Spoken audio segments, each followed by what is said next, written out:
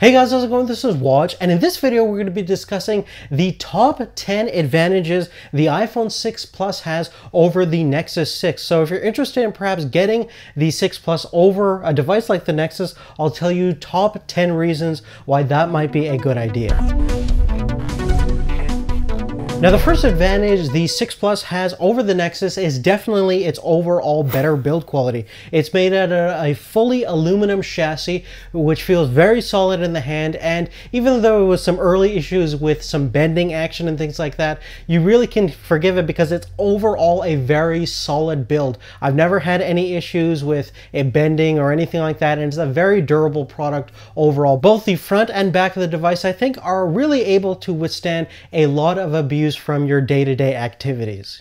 At number 9, the iPhone is certainly a lot thinner and lighter than the Nexus, and it only measures about 172 grams versus the 184 grams that the Nexus weighs. So if you're interested in a compact, very light and thin phone, this is probably one of the best phablets out there for you. At number 8, the screen on top of the iPhone has an oleophobic coating, which is great for basically resisting grease and fingerprints when you first get it. Eventually it does wear out. But the screen also has a polarizing filter on top of the glass, so you can use it in any kind of brightly lit sunlight conditions, and it'll eliminate a lot of glare that you get from the sun and different lights and things like that. Number 7 has to do with the Touch ID system, which is probably one of the best fingerprint scanners integrated in any smartphone. It responds to your fingerprint very fast, and you can basically scan your print in any orientation, and it works tremendously well. Unfortunately, we do not have any of that kind of technology on the Nexus.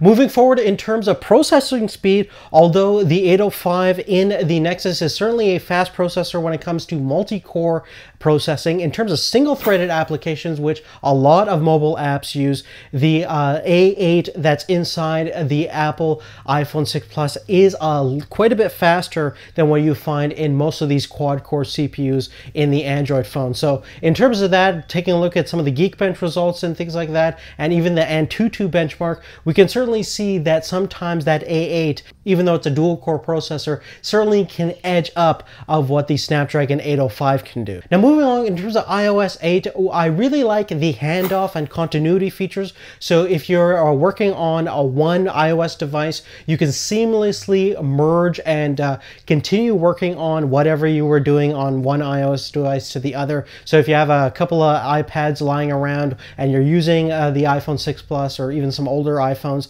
it makes it very seamless, and the integration is really well done. Now there are a lot of different applications that are available in Android, and certainly Google Drive has a lot of great synchronization, but nothing is as seamless as in the new iOS 8. The other cool thing about iOS 8 is that it has a remote Wi-Fi calling. So basically, if you're running a Yosemite operating system on your Mac and you have the latest generation iOS 8 on your other devices such as in your iPad, you can basically receive and send calls via your iPhone phone number. So you can potentially even use it as a home phone number. Now Wi-Fi calling is also possible on the Nexus, but again, not as seamlessly integrated and as easy to use as what we find in iOS 8. Now one other interesting factor about the 6 Plus is even though it has a lower resolution full HD screen compared to the Quad HD screen on the Nexus, we do have on average a little bit better battery life on the iPhone 6 because it doesn't have to power that high resolution Quad HD display all the time, versus the Nexus can certainly get bogged down and the battery life can suffer a tiny bit compared to what you find on the iPhone. But generally speaking, battery life is always dependent upon how you use the device, but I usually get just a couple of more percentage here and there at the end of my day when I'm using the iPhone 6, versus the Nexus can certainly last the full day, but it struggles in that next day if you don't charge your phone. Furthermore, in terms of internal memory, we do have a larger option available on the iPhone 6 Plus. We have a 128 gigabyte option versus the Nexus only comes in 32 and 64 gigabytes. And unfortunately, both of these devices don't have any user expandable memory.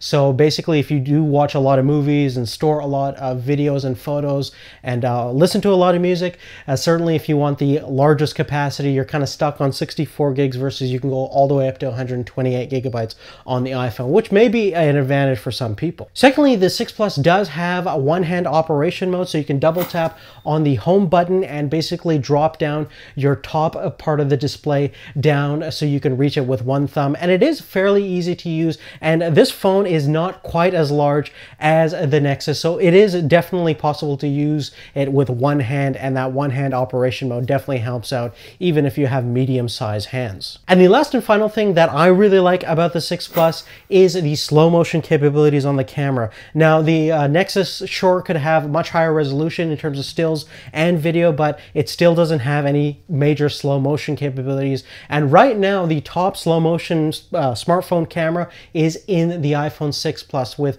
240 frames per second at 720p, which is a very impressive and cool looking footage that you get straight off of the camera. And that's really it in terms of the unique advantages of the iPhone 6 Plus over the Nexus. I'm sure you guys can think of some other ones, but these are the ones that I personally think if I were to choose an iPhone, I would be probably thinking of some of these advantages. So definitely let me know what you guys think of the entire video. And also, if you want to hear the counterpart of this argument, I also have a video about the top 10 reasons of why the Nexus is better than the iPhone. So definitely stay tuned for our channel for that. And there's a link to that video at the end of this video. But other than that, thank you so much for watching again, and we'll see you later. Take care.